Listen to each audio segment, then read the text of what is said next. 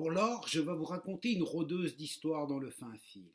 Mais s'il y a parmi vous des lurons qui auraient envie de courir la chasse-galerie ou le loup-garou, je vous avertis qu'ils font mieux d'aller voir dehors si les chat-huants font le sabbat, car je vais commencer mon histoire en faisant un grand signe de croix pour chasser le diable et ses diablotins. J'en ai eu assez de ces maudits-là dans mon jeune temps. Pas un homme ne fit mine de sortir. Au contraire, tous se rapprochèrent de la combuse où le cook achevait son préambule et se préparait à raconter une histoire de circonstance. Le bourgeois avait, selon la coutume, ordonné la distribution du contenu d'un petit baril de rhum parmi les hommes du chantier. Et le cuisinier avait terminé de bonne heure les préparatifs du fricot de pâte et des glissantes pour le repas du lendemain. La mélasse mijotait dans le grand chaudron pour la partie de tir qui devait terminer la soirée. Chacun avait bourré sa pipe de bon tabac canadien et un nuage épais obscurcissait l'intérieur de la cabane, où le feu pétillant de pain résineux jetait cependant par intervalles des lueurs rougeâtres qui tremblotaient en éclairant par des effets merveilleux de clair-obscur les mâles figures de ces rudes travailleurs des grands bois. Joe le cook était un petit homme assez mal fait, que l'on appelait généralement le bossu, sans qu'il ne s'en formalisât, et qui faisait chantier depuis au moins 40 ans. Il en avait vu de toutes les couleurs dans son existence bigarrée, et il suffisait de lui faire prendre un petit coup de Jamaïque pour lui délier la langue et lui faire raconter ses exploits. Je vous disais donc, continua-t-il, que si j'ai été un peu tout dans ma jeunesse, je n'entends plus la riser sur les choses de la religion. Je vais à confesse régulièrement tous les ans, et ce que je vais vous raconter là se passait au jour de ma jeunesse, quand je ne craignais ni Dieu ni diable. C'était un soir comme celui-ci, la veille du jour de l'an, il y a de cela 34 ou 35 ans.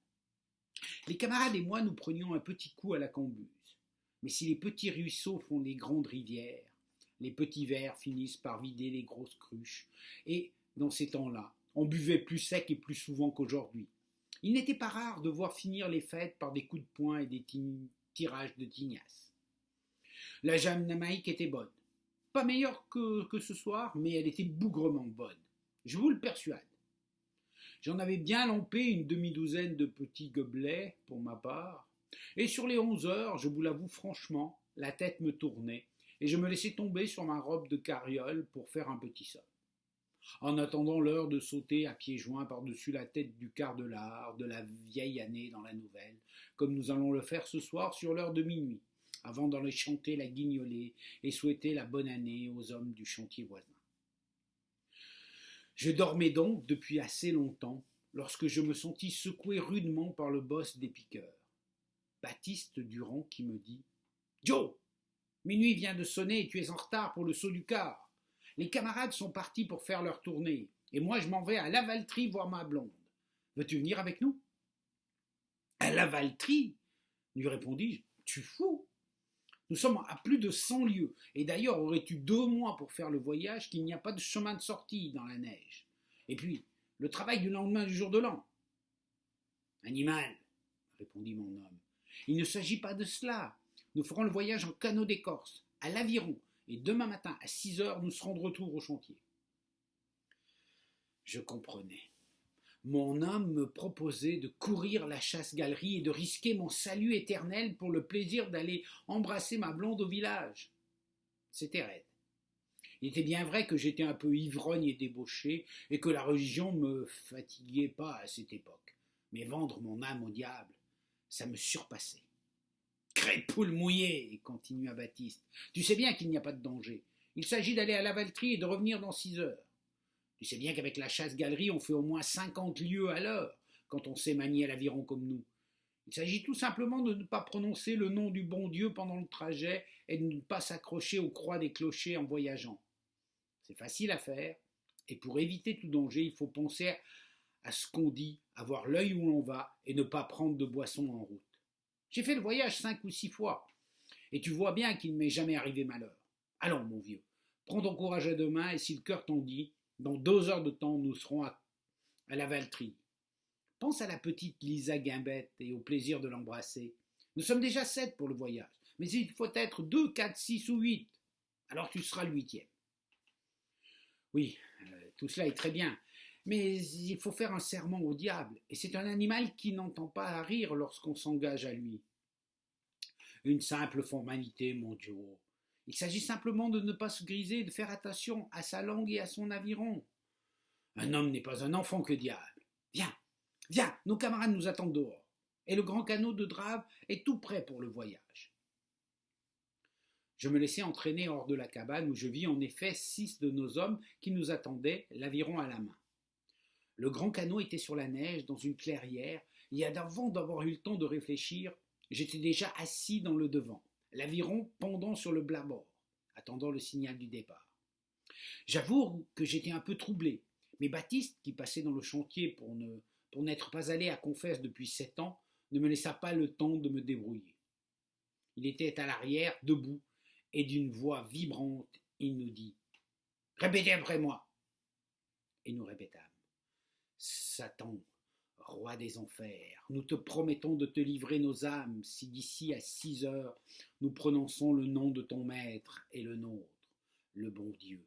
Et si nous touchons une croix dans le voyage, à cette condition tu nous transporteras à travers les airs au lieu où nous voulons aller et tu nous ramèneras de même au chantier. Acabram, fais-nous voyager par-dessus les montagnes. À peine avions-nous prononcé les dernières paroles que nous sentîmes le canot s'élever dans l'air, à une hauteur de 500 ou 600 pieds. Il me semblait que j'étais léger comme une plume. Et au commandement de Baptiste, nous commençâmes à nager comme des possédés que nous étions. Au premier coup d'aviron, le canot s'élança dans l'air comme une flèche. Et c'est là le cas de le dire. Le diable nous emportait. Ça nous en coupait le respire, et le poil en frisait sur nos casques de chat sauvage. Nous filions plus vite que le vent. Pendant un quart d'heure environ, nous naviguâmes au-dessus de la forêt, sans apercevoir autre chose que les bouquets des grands pins noirs. La nuit était superbe, et la lune, dans son plein, illuminait le firmament comme un beau soleil de midi. Il faisait un froid du tonnerre. Nos moustaches étaient couvertes de givre, et cependant nous étions tous en nage. Ça se comprenait aisément, puisque c'était le diable qui nous menait. Et je vous assure que ce n'était pas sur le train de la Blanche. Nous découvrîmes bientôt une éclaircie dans le lointain. C'était la Gatineau, dont la surface glacée et polie étincelait au-dessous de nous comme un immense miroir. Puis, petit à petit, nous aperçûmes des lumières dans les maisons d'habitants, puis des clochers d'église qui reluisaient comme des baïonnettes de soldats quand ils font l'exercice sur le champ de Mars de Montréal.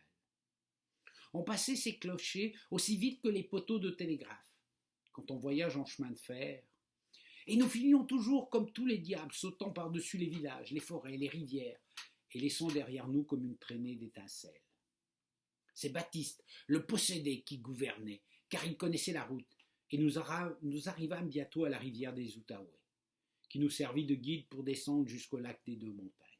« Attendez un peu !» cria Baptiste. « Nous allons raser Montréal, et nous allons effrayer les coureux qui sont encore dehors à cette heure-ci. Toi, Joe, là, en avant, éclaircis-toi le gosier et chante-nous une chanson sur l'aviron. » En effet, nous apercevions déjà les 1000 lumières de la grande ville, et Baptiste, d'un coup d'aviron, nous fit descendre à peu près au niveau des tours de Notre-Dame. J'enlevai ma chique pour ne pas l'avaler, et j'entonnai à tue-tête des chansons de circonstances que toutes les canotiers répétèrent en chœur.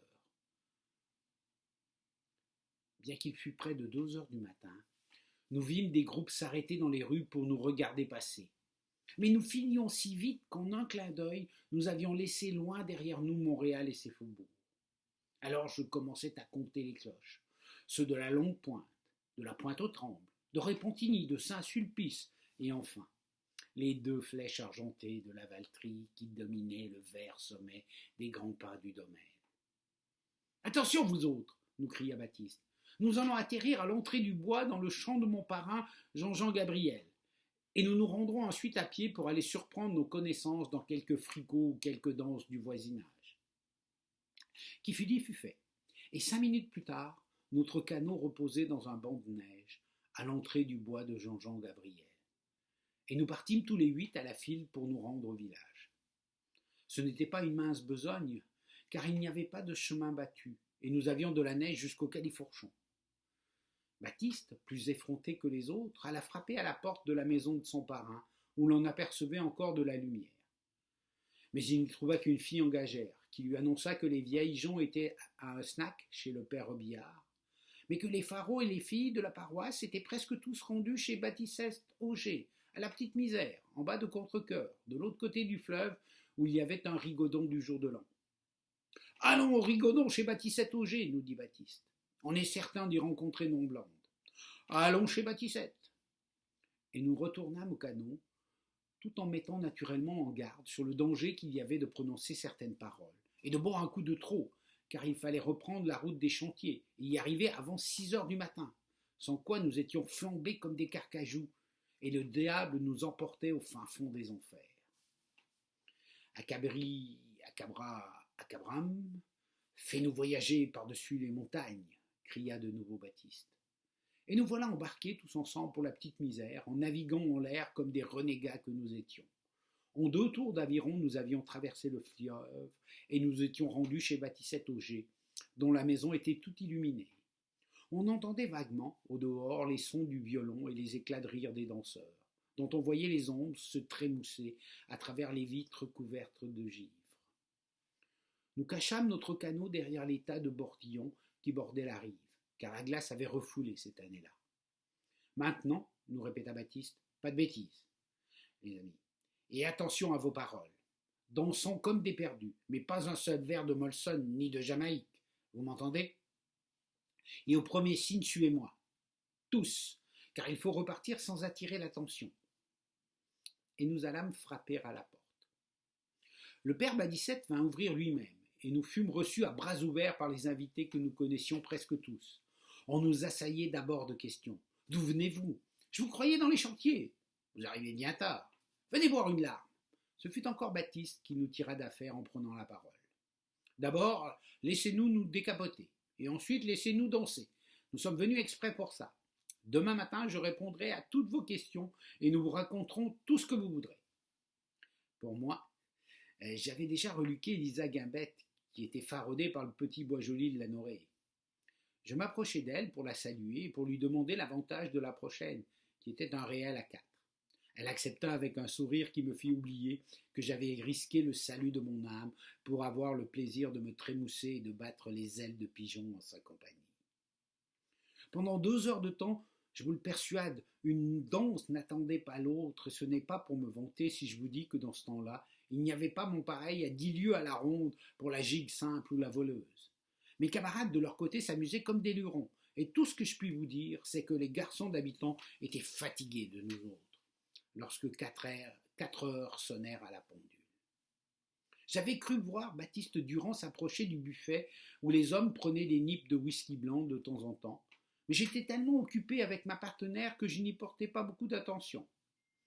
Mais maintenant que l'heure de remonter en canot était arrivée, je vis clairement que Baptiste avait pris un coup de trop, et je fus obligé d'aller le tirer par le bras pour le faire sortir avec moi, en faisant signe aux autres de se préparer à nous suivre, sans attirer l'attention des danseurs. Nous sortîmes les uns après les autres, sans faire semblant, et 5 minutes plus tard, nous étions rembarqués en canot, après avoir quitté le bal comme des sauvages, sans dire bonjour à personne, même pas à Lisa, que j'avais invitée pour danser un foin. J'ai toujours pensé que c'était cela qu'il avait décidé à me trigoder et à épouser le petit Boisjoli sans m'inviter à ses noces, la bougresse.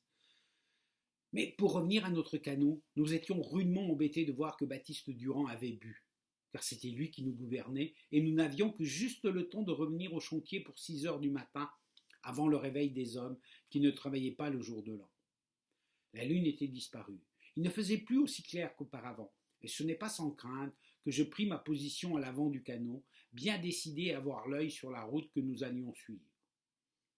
Avant de nous enlever dans les airs, je me retournai et je dis à Baptiste : « Attention là, mon vieux, pique tout droit sur la montagne de Montréal aussitôt que tu pourras l'apercevoir. »« Je connais mon affaire, » répondit Baptiste, « et mêle-toi d'Étienne. » Et avant que j'aie eu le temps de répliquer, Acabri, Acabra, Acabram, fais-nous voyager par-dessus les montagnes. Et nous voilà repartis à toute vitesse. Mais il devint aussitôt évident que notre pilote n'avait plus la main aussi sûre. car le canot décrivait des zigzags inquiétants. Nous ne passâmes guère à plus de 100 pieds du clocher de Contrecœur. Et au lieu de nous diriger vers l'ouest, vers Montréal, Baptiste nous fit prendre des bordées vers la rivière Richelieu.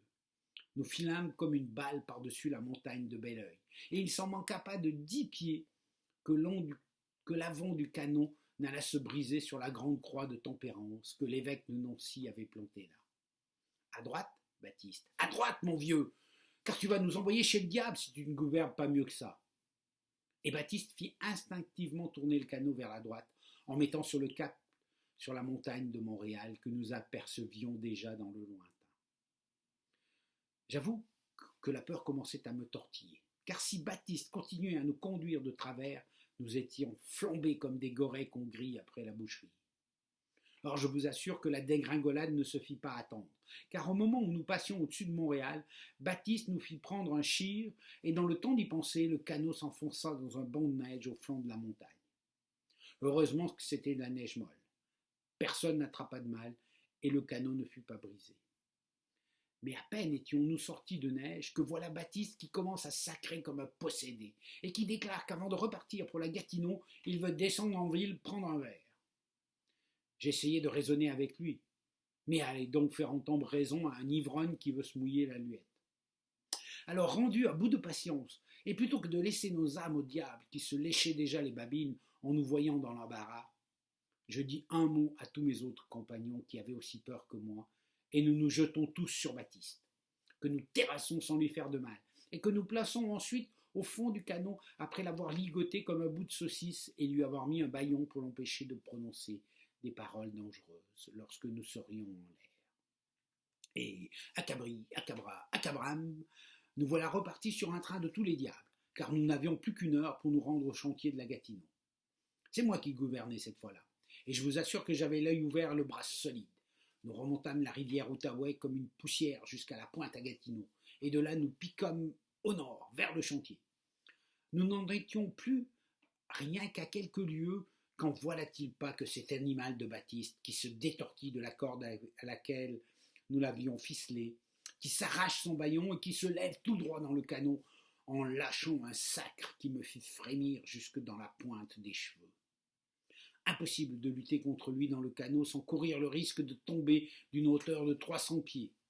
Et l'animal gesticulait comme un pendu, en nous menaçant tous de son aviron qu'il avait saisi et qu'il faisait tournoyer sur nos têtes en faisant le moulinet comme un Harlandais avec son Skylag. La position était terrible. Comme vous le comprenez bien, heureusement que nous arrivions. Mais j'étais tellement excité par une fausse manœuvre que je fis pour éviter l'aviron de Baptiste. Le canot heurta la tête d'un gros pin et que nous voilà tous précipités en bas, dégringolant de branche en branche comme des perdrix que l'on tue dans les épinettes. Je ne sais pas combien de temps à descendre, car je perdis connaissance avant d'arriver. Et mon dernier souvenir était comme celui d'un homme rêvant qu'il tombe dans un puits qui n'a pas de fond. Vers les 8 heures du matin, je m'éveillai au fond de mon lit, dans la cabane, où nous avaient transportés les bûcherons qui nous avaient trouvés sans connaissance, enfoncés jusqu'au cou dans un banc de neige du voisinage. Personne ne s'était cassé les reins, heureusement. Mais je n'ai pas besoin de vous dire que j'avais les côtes un peu comme un homme qui aurait couché sur les ravalements durant toute une semaine, sans parler d'un black eye et de 2 ou 3 déchirures sur les mains et dans la figure. Enfin, le principal, c'est que le diable ne nous avait pas tous emportés. Et je n'ai pas besoin de vous dire que je ne m'empressais pas de démentir ceux qui prétendaient m'avoir trouvé avec Baptiste Durand et les 6 autres, tous sous comme des grives, et en train de cuver notre Jamaïque dans un banc de neige des environs. C'était déjà pas si beau d'avoir presque vendu son âme au diable, sans s'en vanter parmi les camarades. Et ce n'est que bien des années plus tard que je racontais l'histoire telle qu'elle m'était arrivée. Tout ce que je puis vous dire, mes amis, c'est que ce n'est pas si drôle qu'on le pense d'aller voir sa blonde en canot d'écorce, en plein cœur d'hiver, en courant la chasse-galerie, surtout si vous avez un maudit ivrogne qui se mêle de gouverner. Si vous m'en croyez, vous attendrez à l'été prochain pour aller embrasser vos petits cœurs sans courir le risque de voyager au profit du diable. Et Joe, le cook, plongea sa micoine dans la mélasse bouillonnante aux reflets dorés et déclara que la tire était cuite à point et qu'il n'y avait plus qu'à l'étirer.